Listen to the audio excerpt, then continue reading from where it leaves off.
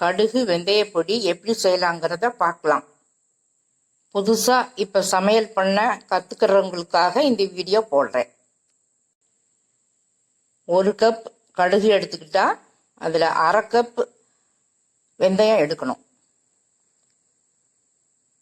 1க்கு 1/2 அந்த கணக்கில் 1 கப்பு கடுகு 1/2 கப் வெந்தயம், இது ரெண்டையும் தனித்தனியாக வறுத்து மிக்சியில் போட்டு பொடியாக்கி வச்சுக்கிறணும். இந்த பொடி எதுக்காக செய்கிறோம்னா, ஊறுகாய் செய்யும்போது அதுக்கு அந்த ரெசிபிக்கு போடுறதுக்காக இந்த பொடி செய்கிறோம். இந்த பொடி போட்டால் ஊறுகாய் கெட்டு போகாமல் இருக்கும்.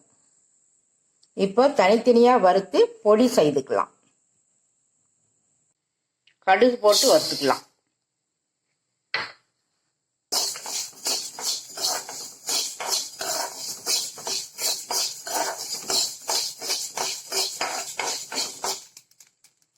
கடுகு இப்படி சிடுன்னு வெடிக்கவும் ஆஃப் பண்ணிக்கணும். இப்படி கடுகு சிடுன்னு வெடிக்கவும் இதை ஒரு தட்டில் கொட்டிக்கலாம். வெந்தயம் போட்டுக்கலாம்.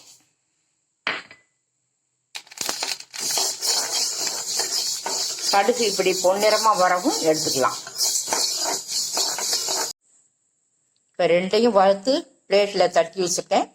இது ஆறின பிறகு மிக்சி ஜாரில் போட்டுக்கலாம்.